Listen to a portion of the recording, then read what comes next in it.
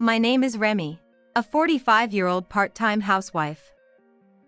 Despite being exhausted from work and household chores every day, life was fulfilling. However, recently, my husband Taylor has been cold towards me, making me wonder if I did something wrong. Additionally, our 20-year-old college student son, Pashik, also stopped talking to me, making me think it's another phase of rebellion. Even though my son had become a well-behaved and good child after his rebellious phase, he's now treating me coldly at this age. So, even when I'm at home, I couldn't find peace or relaxation. One day, my husband and son expressed their desire to go mountain climbing. I was part of the Young Wonderful Club in my youth, and outdoor activities seem to be popular again. I want to start mountain climbing to improve my health. Sounds cool. I'm interested in that too. The food at the summit must be delicious, right? Remy, want to come along? Well, I wouldn't mind taking you along, haha. Sure. I felt a bit happy thinking my husband was being kind to me after a long time. Although I wasn't very knowledgeable about mountain climbing, I thought it could be a way to relieve stress, so I decided to give it a try. However, on the day of the mountain climbing, I suddenly couldn't go due to work. As a result, my husband and son went on their own. They planned to climb the mountain for a day and descend for another day. However, even after 3 or 4 days, they didn't return. Then, I received a call on my smartphone from my in-laws. My mother-in-law, furious, shouted at me. "Where are they right now? They should have descended from the mountain already." Because of you, our son and grandchild became missing. What have you done? You invited them for mountain climbing, didn't you? The one who invited them was my husband. I considered going, but, in fact, I couldn't due to work. What? So, I didn't go. I'm at home right now. What does that mean? Why are you at home now? Well, suddenly I got called for work, and I couldn't go. So, I asked them to go without me. I finished work and just came back now. Huh? But they said they would stop by here once they descended from the mountain. I prepared a lot of food waiting for them. Don't complicate things. I thought something had happened. Oh, but maybe they're not on the mountain. Maybe they're somewhere else. Huh? What do you mean by that?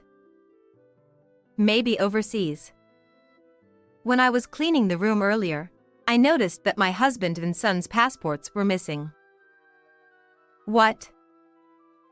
My mother-in-law was quite surprised and raised her voice. I also noticed earlier while cleaning that my husband and son's passports were missing, so I just thought they might be overseas.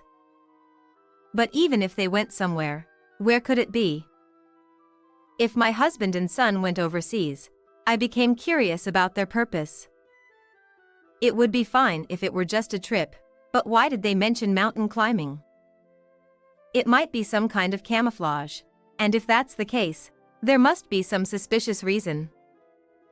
I wondered if they were planning something dangerous and were going to escape. However, I couldn't believe that my husband and son would do such a thing. A week passed, and still, my husband and son didn't return. It's summer vacation for my son at university, but my husband should have work. I wondered how they could be away from home for such a long time.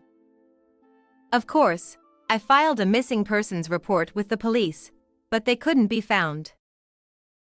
Maybe they've become missing for real. But where could they be? If I had gone with them, this wouldn't have happened, would it? What should I do? Despite being treated coldly, My concern for my dear husband and son didn't change, and I couldn't stop worrying. Even while working, I found my mind constantly occupied with thoughts of my husband and son, making it difficult to focus. As a surgeon, if I lose concentration, it could lead to medical mistakes. Every time before surgery, I had to gather my strength, holding back the urge to cry. On that day, I couldn't go because there was an emergency surgery. If that surgery hadn't come up, maybe this wouldn't have happened. Because I'm a surgeon, I couldn't help but think my husband and son might be in a dangerous situation. It felt like my chest was about to burst. One day, I heard a strange story from a friend. It was such an outrageous tale that my eyes nearly popped out. I got angry, thinking, those idiots. What on earth are they up to? I won't forgive them anymore. After that, I went to my in-laws' house, where both my mother-in-law and father-in-law were surprised to hear my story. Although my mother-in-law usually had a somewhat unpleasant way of speaking, she wasn't inherently malicious. Perhaps she was just not good at socializing. My father-in-law, despite giving off an intimidating impression, seemed like a good person at heart. So that's what happened. I'm sorry, Remy. It's okay. Because of you, I thought Taylor and Kashik were in danger. I'm really sorry. No, it's fine. They probably lied to both you and me. Even so, what a ridiculous story. If that's true, those two are idiots. Yeah, I was quite surprised too. Well, they'll probably come back eventually, and when they do, let's give them a piece of our minds. Several days later, my husband and son returned home, acting as if nothing happened. Since I had received a prior notice, I pretended to be calm. As they were much later than initially planned, my husband started making excuses. Oh, we decided to climb other mountains too, so we changed the plans last minute. Right, Kashik? Exactly, we'd become addicted to mountain climbing. So, we climbed a lot. And we even went to hot springs afterward. Ha ha ha, we'd become very healthy.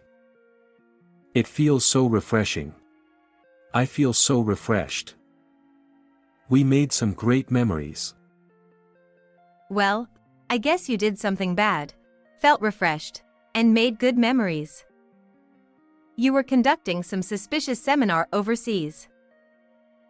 Why would you say that? You held a volunteer event to help underprivileged children in the Philippines or something, right? And you organized a questionable seminar in a high-end tower condo in Salcedo. Well. And you were recruiting interpreters who could speak English and Tagalog, right? My friend accidentally applied because she thought it was a legitimate opportunity. She has a friend who is half Filipino and fluent in both languages. She works as a freelance interpreter through crowdsourcing. She applied for the job after seeing it, but as she listened to the details, she found it suspicious. Apparently, they asked her to transfer $15,000 as membership fees. She wondered why an interpreter had to pay such fees. That's the person who backed out at the end, right, Isa? Yes, you nailed it. Isa is my friend. My husband, who is a company employee, had mentioned wanting to start a business before. It seems he came up with the idea of a fraudulent business. He pretended to conduct charity work in the Philippines and recruited online interpreters, but it was full of suspicion. My friend Isa, being half Filipino and fluent in both English and Tagalog, applied for the job thinking she could contribute to her mother's home country. However, When they asked her for a substantial membership fee up front, she felt uneasy and reached out to her Filipino friend, Andy. Isa had lived in the Philippines until elementary school, so she had many friends there. Andy, who could speak some languages, helped her investigate the strange seminar my husband and son were organizing. It was hearsay, but the general idea was as follows. Thank you all for sympathizing with our cause. If you want to donate more, please register on my account and transfer the funds to the account afterward. We accept donations starting from $500. Thanks to your support, we can help the underprivileged children. Andy, thanks for volunteering. You can leave now. See you, Andy. Be sure to join us in our business again. So, Andy, who heard the suspicious story from my husband and son, informed Isa, who then tipped me off about it. The victims were apparently mostly Americans who, wanting to do something for underprivileged children, paid $1,500 in advance.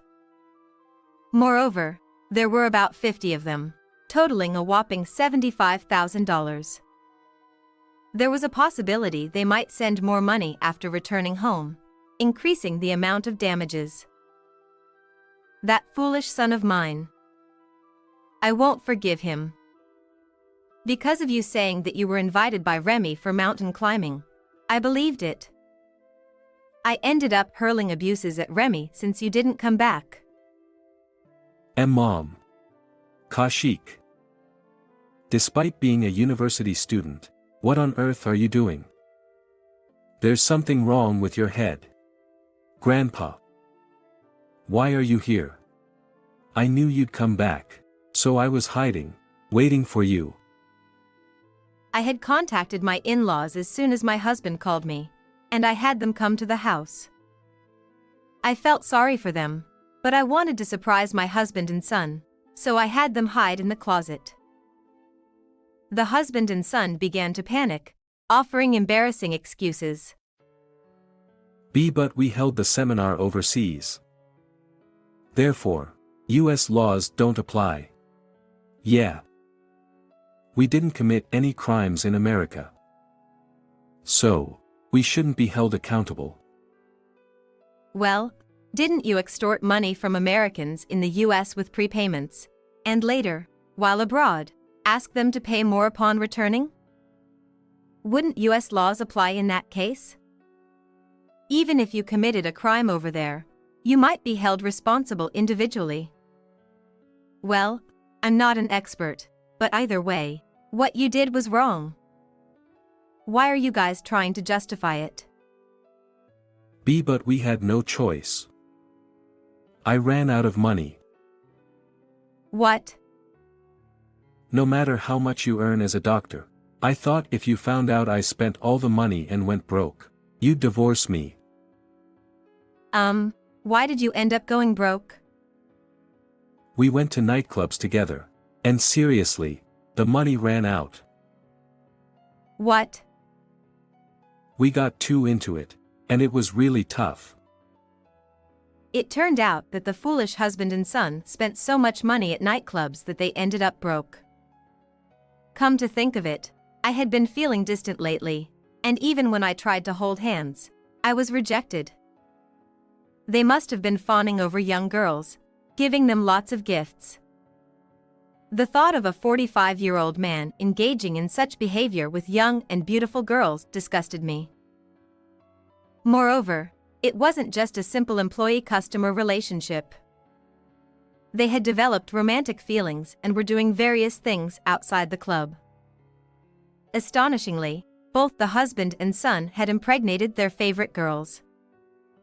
It seemed that they had to earn money for hospitalization and child support, leading them to the idea of a fraudulent business. At this point, I couldn't help but think that their heads were in the clouds, and they must be exceptionally happy. I was disgusted with my husband and son, who confessed everything. You idiots. What the hell have you done? You're no longer my son. Don't be so mad. I didn't do anything wrong. Remy is to blame for neglecting us and always working. What? You always say you're working, leaving the house late at night, right? That's why I got fed up. But, didn't you marry me knowing I'm a surgeon? I'm working hard for the family and the patients. It's terrible. You probably knew I wouldn't be able to go mountain climbing because I've been busy with surgeries lately. Did you foresee from the beginning that I wouldn't be able to go? Oh, yeah. I invited you just in case, trying to hide it from you. Well, it's not mountain climbing, though. You're always busy with work. Yeah, you don't care about us. Wait a minute. You're the one who repeated a year and dares to say such things. I'm the one paying your extra tuition. So what? I won't pay the tuition anymore. If you want to graduate from college, figure it out yourself. No, don't do that. Don't come to me only when you need money. Ask your dad, then. I can't. I got fired from the company. What? Actually, I was accused of harassing a young female employee, and I got fired. Another shocking revelation came out. This foolish husband had already been fired from his job. So that's why he could stay overseas for an extended period without any worries. Spending money recklessly at nightclubs, impregnating girls, getting fired from work for harassment. It was giving me a headache. How could someone make such foolish decisions? This statement angered my mother-in-law, and things took a turn for the worse. She scolded my husband loudly and began packing his belongings in their bedroom. You're already dumped by Remy. Live around here or something? Idiot. Wait, Mom, what are you doing? I'm organizing your stuff. Can't you see? Look, is this fine? Wait. EW, you were going to such places. Disgusting. Stop it. You scumbag. You won't be allowed in our home again. Disappear from our sight. That's right. Kneel down and apologize to Remy first. Then never show yourself in front of us again. W8. Kashik, apologize too. Come on, Granny. Stop whining and kneel down. Thus, my husband and son knelt down facing me. They were sobbing, and it felt as if I were bullying them, which I disliked.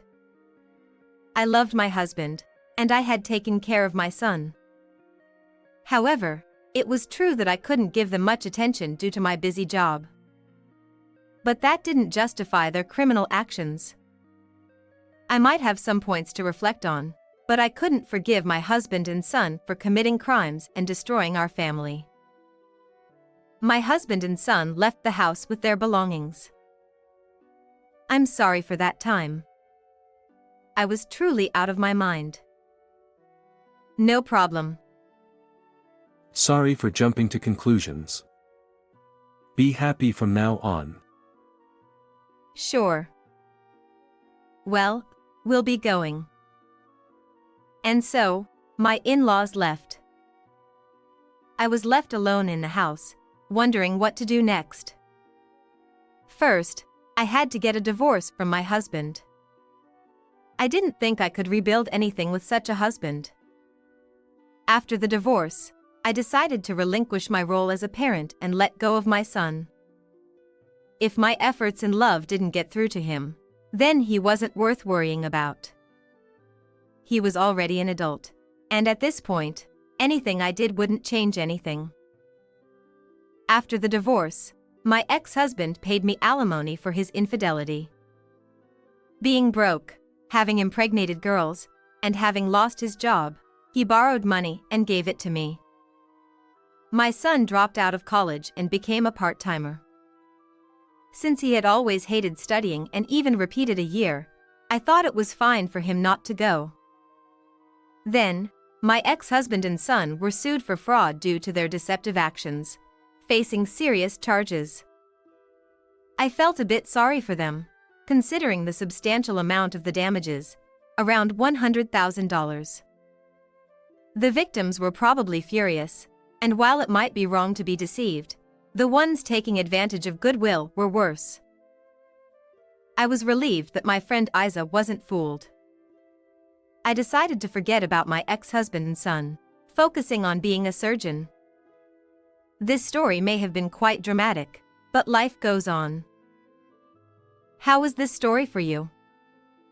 Don't forget to subscribe to the channel. Thank you. Well then, let's meet again in the next video.